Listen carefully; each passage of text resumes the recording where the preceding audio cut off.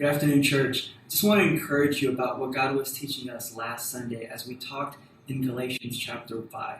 We talked about cultivating the fruit of the Spirit in our life. And as we do that, it's so important, number one, to be patient.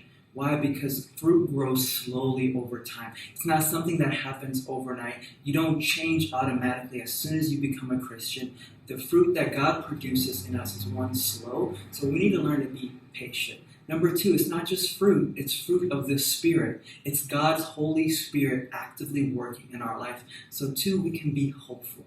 We get to be patient, but we also get to be hopeful because we know that the same Spirit that raised Jesus from the dead, the same Spirit that healed the blind eyes of Bartimaeus, the same Jesus that walked on water, that Holy Spirit resides in us. And so change may be slow, what God is cultivating and producing may be slow, but it's absolutely guaranteed. It will happen. You will experience breakthrough. So be hopeful.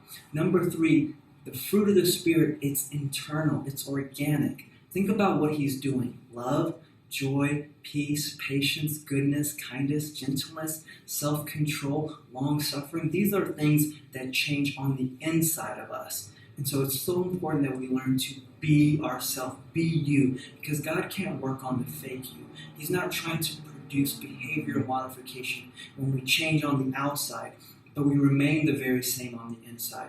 If I can make myself more loving, I absolutely would, but I can't. I can't change myself from the inside. It takes the Holy Spirit to do that. We disrupt the work of the Spirit when we try to bypass this process and try to produce these results on our own. What we need to do, like a good gardener, is not to make fruit grow, but to create the condition where the seed can release its power. This week, I challenge you and encourage you to create the condition for the Holy Spirit to produce the fruit in your life. God bless you.